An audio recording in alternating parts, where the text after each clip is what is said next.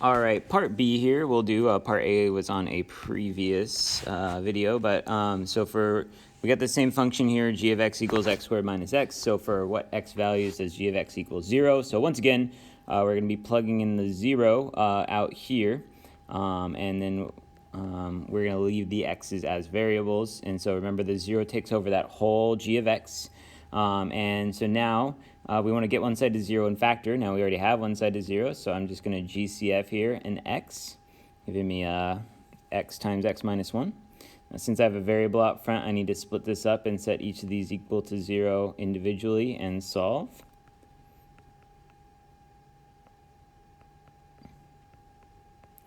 So we get x equals 0 and x equals 1. So that means that if I plugged in either one of those, I would get an answer of 0 for the function, which if you double check your work, you should. Okay, next up here, we get question C on the same question. So once again here, we're going to take that g of x value that they've given us, and we're going to plug that in. So I get negative 1/4 equals x squared minus x. So in this case, I'll need to get one side to 0, so I'm going to add the 1/4 over here. So 0 equals x squared minus x plus 1/4. A couple different ways you could do this from here. So I think what I would do is I would multiply the whole equation by 4. We are allowed to do that since it is an equation. So if 0 times 4 is, of course, still 0. So this will become 4x squared minus 4x plus 1. And so then I'm going to factor this. So we're going to think of two numbers that multiply to a times c, which is 4, and add to b, which is negative 4. So that would be negative 2 and negative 2. Now I'm going to have to use my grouping technique here, so I'm going to get some more room. All right, and very important here, we use that grouping technique because we have that 4x squared. Oops, I forgot to put that as squared. I have that 4x squared out front. So I'm going to use my negative 2 and negative 2 here to split up this middle term. So negative 2x and negative 2x. All right, and then we'll do our grouping. So the first group I can take out a 2x, leaving me with 2x minus 1. The second group, it looks like I cannot take out anything, but I actually can take out a negative 1, which will keep it the same at 2x minus 1. And this is all equal to 0. So now I have 0 equals 2x minus 1 times 2x minus 1. You could write that as 2x minus 1 squared, but I am solving this, so I need to, normally I would split that up and set it equal to 0, but since it's really the same thing twice, I'm just going to set it equal to 0 right now. And so then I get x equals 1/2. So that means if I plug in a 1/2 in for x, I should get out a negative 1/4 in for g of x, for g of 1/2. All right, great.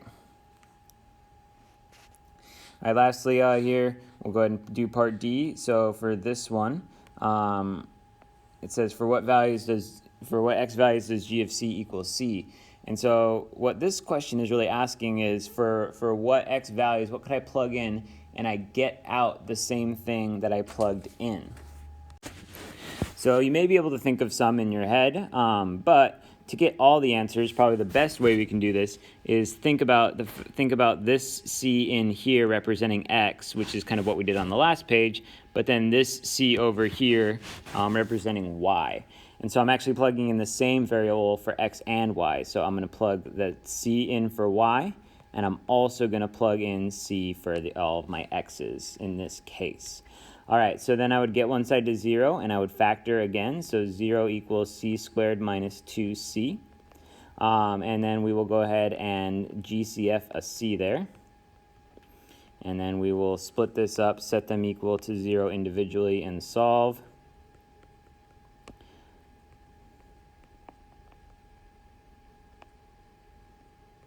So I get c equals 2 and c equals 0. The 0 is not really surprising to me because we kind of figured that out back here, that if I plug in 0, I get out 0. But 2, if I plug in 2, so 2 squared minus 2, does that give me 2 back out? It does, okay? So 0 and 2 are the only two numbers on this particular function that if I plug them in, I get that same number back out. All right, next up for numbers 6 and 7, they give us two different functions here and then ask us ultimately for this. Now, they ask us for some little steps of it along the way, but ultimately they're asking us for this, which is called the difference quotient. So this is actually one of the most important formulas in all of calculus. So since this is pre-calculus, we get a little preview of it. It's called the difference quotient. Of course, difference means subtraction, which you can see right there, and then quotient means divide, which you can see right there. So they were like, what should we call this thing where we subtract and then divide? And they're like, oh, let's call it difference quotient. And then the meeting was adjourned. All right, so ultimately, I'll probably end up just asking you for part C. For now, I'm going to ask you for parts A and B to kind of help you out. But anytime I ask you for the difference quotient, I would recommend that you do these parts A and B, even if I don't ask you. So first of all, f of A, we know f of A is take the function and plug in an A for x. And so that's it right there, 5a minus 2. That's our answer for part A. Part B is asking us take that function and plug in an a plus h and simplify that. This is usually the hardest part of this problem. And so there we go. We will go ahead and distribute that. So we're going to get 5a plus 5h minus 2. And that's our answer for part B. Once again, I could restate the question there as f of a plus h equals 5a plus 5h minus 2, but this is my real answer here. So now we'll go on to part C, which is kind of just taking those parts A and B, plugging them in according to what they're asking for. So they're saying do a big fraction, make it all over h, and take your answer from part A and put it right here. Actually, I take that back. Your answer for part B goes first, as you can see. And then you're going to subtract your answer for part A. All right, now, our ultimate goal on all of these questions is to cancel out the h's on bottom. So if we do this correct, we should almost, I hesitate to say always, but I think it's always. We always cancel out that h on bottom. So what we're going to do next is we're going to distribute this negative into here. And so this will become 5a plus 5h minus 2 minus 5a plus 2, once we distribute that negative, all over h. Now we combine like terms up top, which is usually some canceling out. I like to do sound effects while I cancel out, so bear with me here. So I got 5a, negative 5a, negative 2, positive 2, boom, boom. And I'm left with 5h over h. And I see from my last step here, I can cancel out my h's, boom. And I'm left with just 5. So my answer for all of that is just 5. All right, next up here, a little bit different on number 7. So for this one, we'll start off again with our part A. So f of a equals 2a squared plus 3a minus 1. That's the easy part. Part B is going to be quite a bit harder this time, so let's go for that. So part B is going to be f of a plus h.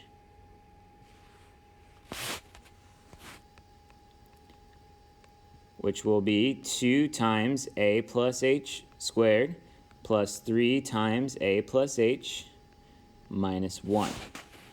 All right, now, very important here. We got to do our PEMDAS, right? So I'm going to take care of this exponent first. So the exponent you can see right there, that means I need to do a plus h times itself. I'm just going to do that. I'm going to leave everything else alone for now. So I'll do my a times a is a squared. My a times h on the outside and my a times h on the inside are going to combine and make 2ah, or 2, as you can see there, as I call it sometimes. And then last times last is going to be h squared. Okay, so then I'm going to keep this 2 out front. I'm going to keep everything else the same for now. And now I'm going to do my distribute. So it's kind of like a PEMDAS here. So I did my exponent first. Now I'm going to multiply, which really means just distribute. So we'll distribute that 2 into there. 2a squared plus 4, plus 2h squared. We'll distribute the 3 in here. So plus 3a plus 3h, and then minus 1. Okay, so there is our answer for part B. And so now we're ready to move on to part C. So I'm going to take my answer for part A and go 2a squared plus 4, plus 2h squared plus 3a plus 3h minus 1 minus parentheses, and then I'll do my answer for part A. And that's going to be all over h. Okay, so now I'm going to go ahead and distribute this negative into here. So this is going to become negative 2a squared minus 3a plus 1. So now that's a plus sign. Once I distribute that negative in there, and now this is all gone. Okay, I don't want to rewrite that all again, so I'm just going to combine my like terms here. So let's see what we have in terms of like terms. So it looks like we have 2a squared and a negative 2a squared. They're going to cancel out. Boom, boom, boom, boom. We have a 3a right here and a negative 3a right there. They're going to cancel out. Boom, boom, boom. And then a negative 1 right here and a 1 right there. Boom, boom. So it looks like everything in that second parentheses ended up being gone. All I have is 3 pieces from this first parentheses, which are 4ah plus 2h squared plus 3h all over h. Now technically what we're supposed to do next is we're supposed to factor an h out front. I'm not allowed to cancel down individual h's if I'm going to do this. It's got to cancel everything by 1h, so technically what you're supposed to do there is GCF and h, and then you're allowed to cancel it down, and there's my answer right there, 4a plus 2h plus 3. All right, next up here we're going to do piecewise functions, and so a piecewise function is a function cut into pieces. Usually it's 2 or 3 pieces. Technically, there's no limit to how many pieces you could cut it up into. On these ones, when you're evaluating them, it's very important that you first decide which or what piece of the function to plug it into, and then plug it in. So let's get going here. So what we have is f of x here, and we have 2 different pieces. This piece is if x is less than or equal to 2. So this piece over here, or this over here after the if statement, tells you which one we're going to plug it into. So is it less than 2? We plug it in here. Is it greater than 2? We plug it in here. Excuse me, less than or equal to 2, we plug it in there. And then we have our g function as well. So if it's less than 1, we would plug it right here. If it's between 1 and 3, we would plug it right here. And if it's greater than 3, we would plug it right here. Okay, so the first one here is f, so I know I'm looking at this function. And it's f of negative 3. So I decide, well, is negative 3 greater than 2 or less than or equal to 2? It is less than or equal to 2. And so I'm going to plug it in there. Any negative number is less than a positive number. So this is where I decide where to plug it in, but then this is where I actually plug it in. So I'm going to go in there, replace the x with a negative 3, and then evaluate it. So that would be negative 6 plus 5 with PEMDAS. That would be negative 1. All right, g of negative 4. So now I'm over at the g function, and I would find out that negative 4 is less than 1. It's in the smallest category, so I'm going to plug it in right there. So that would just be negative 4, and so that would just be 4. All right, lastly we get, or not lastly, but nextly we get f of 2. Oh, f is over here. Now 2 we can see is right on the border, and whenever you're on the border right there, you're always going to take the or equal to, so I'm going to plug it in there. So whichever one has the line underneath. So I'm going to go 2 times 2 plus 5, which is 4 plus 5, which is 9. All right, next up I got f of 4. So f of 4 is greater than 2, so it's going in here. So that will be 4 squared minus 5, which is 16 minus 5, which is 11. All right, g of 1. All right, so on the g function I go to 1. And you can see 1 is right on the border between the first one and the second one. But neither one of those has an or equal to. And so there's really nowhere that I can plug this into. It doesn't fit into any of the categories on the g function. And so what I'm going to say for this one is I'm going to say undefined. That function does not define what g of 1 is because there's nowhere to plug 1 into. I'm not going to plug it into a piece where it doesn't belong. And there's really no place for 1 to belong on that particular function. If you wanted to say no solution for that, I think that's acceptable as well. All right, g of 2, well, 2 is obviously in between 1 and 3, so that one's going in here. So that's going to be 2 squared plus 2. So 4 plus 2 is 6. G of 3 is on the border here between this middle one and the bottom one, but this one does have the line underneath between x and 3, so I can plug it into there. So 3 squared plus 3, and so that's 9 plus 3, that's 12. Lastly, we have g of 4. So 4 is obviously greater than 3, so it's going into this piece. The only issue on this piece is that there's no x there. And so A lot of people call this like 5x. That's not correct. That one just says 5. And so our answer here is 5. And our answer for g of 6, since it's in that same piece and there's no x, is also 5. They actually call this the constant function. And we'll talk about that more in an upcoming section. But they call it a constant because it is constantly 5. No matter what I plug into that piece, it's always going to constantly come out to 5. All right, next up here we have another function. Now they call this one w of h, as you can see right here. And so w of h, and so like I said earlier, you can kind of define a function however you want. And so what was I saying? Oh yeah, so this one is defined by w, probably because it's her weight. We know that weight, let me think back to my science class. Weight is the effect of gravity on mass, and so when you get further away from Earth, your weight goes down, your mass stays the same, but the gravitational pull, it has less effect on you. So this one asks for what is w of 100, and so I can just plug in a 100 in for h here.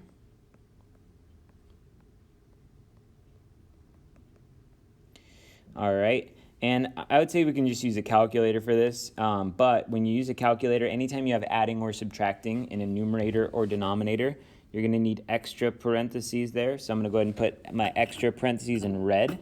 We don't write those parentheses when we're writing it out, but when we type it in a calculator, we really need it. So I'm going to start typing. All right, so when I typed all that in, I got 123.67. And so it asks, what does that represent? And so what that represents is when she is 100 miles above Earth. I guess we should capitalize Earth. She weighs 123.67 pounds. All right, great. Then the next part says, at what height does she weigh 112 pounds? So that's kind of the inverse of this. And so for part B, they're actually giving me the weight, and they're asking about the height. So like we did earlier, we're going to plug in the 112 in for kind of the y value, if you will, or the w value. But when you do so, remember that takes over the whole thing. So it's not 112 parentheses h, it's just 112. And then 3960 plus h, and then squared. Okay, so then we're going to go ahead and solve this. The first thing I would do is I would divide this 130 over. It's going to cancel out there, and then I would actually just leave that as a fraction. Okay, and then I would take the square root of both sides. So it's going to get rid of the squared, so I have the square root of 112 over 130 equals 3960 over 3960 plus h. All right, then the variable I'm looking for is in the denominator, so I always need to multiply that over to the other side in order to solve for it.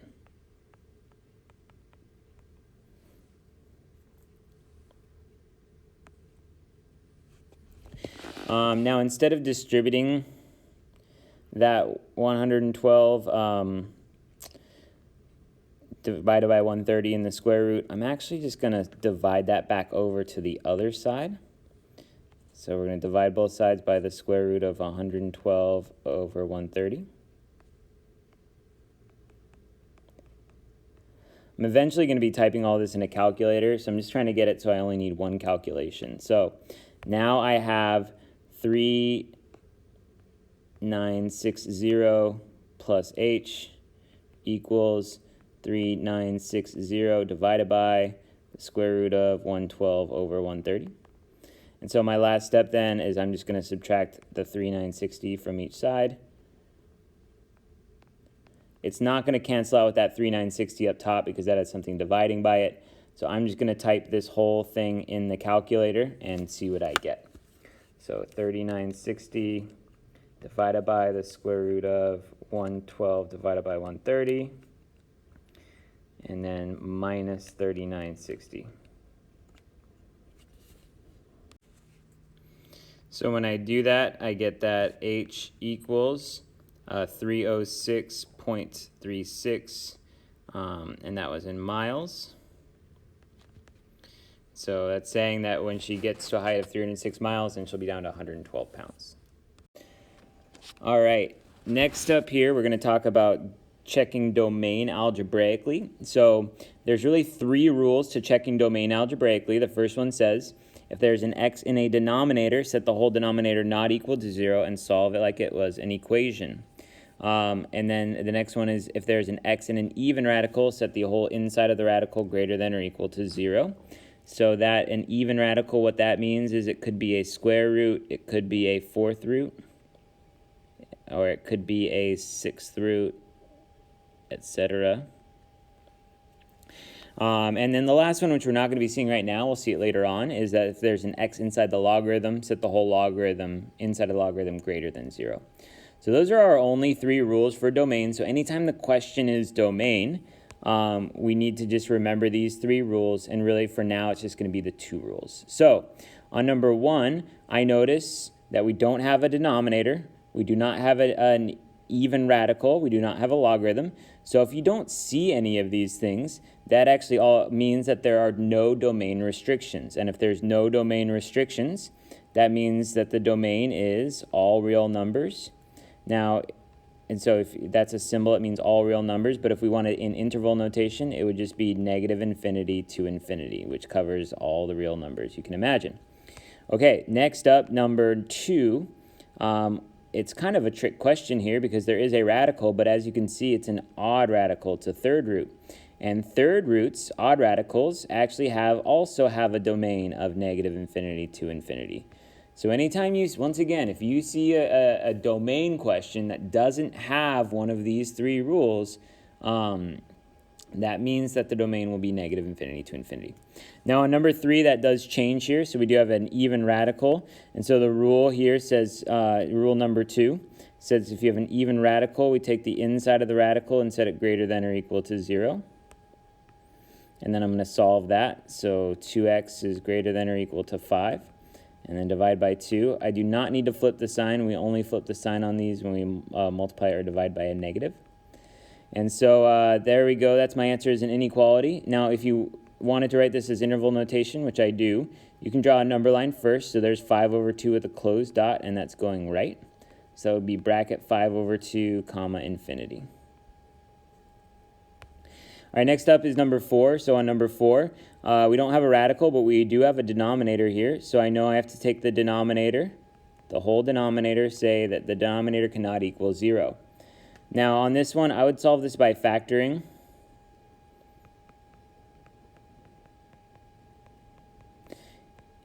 If you do use square roots, you would have to do a plus or minus when you took a square root. But you can see here I got x is not equal negative 3 and x cannot equal 3. So if I was to draw this one on the number line, I'm going to draw my number line. Here's negative 3, here's 3. They're actually both open circles. And then it's not saying it's greater than or less than or anything. It's just saying it's every number in the universe except for negative 3 and positive 3. And so I actually need 3 intervals for this. And so my answer would be from negative infinity to negative 3. And then I'm going to use a parentheses there since we have an open circle. We're going to do a union. And union means like or. So it could be between negative infinity or negative 3, or it could be between negative 3 and 3. Or it could be between 3 to infinity. So all of those intervals work, so I'm going to include all of them as 3 separate intervals. So it's like I'm starting at negative infinity, I'm going all the way up to negative 3, but not really getting there. It's like I'm going to negative 3.0000001, and then stopping at negative 3, taking a quick break, just instantaneous break, and then picking it back up at negative 2.9999999, and then going to positive 2.99999. Taking another quick break at 3, starting back at 3.001, and then going on my way there. All right, next up we'll do number 5. So, back to number 4 actually. So on this one, you'll notice the x plus 2 up top, I didn't do anything with that. That's because this question was on domain, and for domain, I only care about radicals or denominators. So if I was like evaluating like what's f of 2 or something, I would have to plug it in up there. But for the question of domain, it does not matter. All right, so then I'm going to clear this off so we can do number 5. All right, so number 5 and 6, we kind of have a little bit of both here. So on number 5, I'm going to say that the inside of the radical must be greater than or equal to 0, but I also have my other rule, which says a denominator cannot equal 0. So I need to solve both of these. So I'm going to say 3x is greater than or equal to negative 6. Divide that by 3, and x is greater than or equal to negative 1/2. On the other one, I'm just going to add the 1, so x cannot equal 1. So if I drew this on the number line, I have a negative 1/2 right here. I have a 1 right here. Closed circle on the negative 1/2, open circle on the 1. And so this one would be going right forever. So it goes right forever, but it does make that quick stop at 1 because it's excluded. And so we get negative 1/2 here, comma 1. And then take a break at 1, and then go from 1 to infinity. All right, number 6 is kind of similar here. So I have x is greater than or equal to 0 for the radical. And then for the denominator, I know a denominator cannot equal 0. So I need to factor this, thinking of two numbers that multiply to negative 2 and adding to 1. So we get 2 and negative 1. And I can do my shortcut here because there's a value of 1. So we get x plus 2, x minus 1 equals 0. Or does not equal 0, excuse me. So that means x plus 2 cannot equal 0. And x minus 1 cannot equal 0. So x cannot equal negative 2, and x cannot equal positive 1. So now if I drew this on the number line, I have my negative 2 with an open dot, 0 with a closed dot, and 1 with an open dot. And since x is greater than or equal to 0, I have to go this way from 0, but I do have to take that quick break at 1. So the x cannot equal negative 2 is kind of irrelevant over here because we're already saying on this one x must be greater than or equal to 0. So obviously if x is greater than or equal to 0, it cannot be negative 2 anyway. So my interval here would be 0 to 1 and 1 to infinity. You can really see it matching up well there on my number line graph.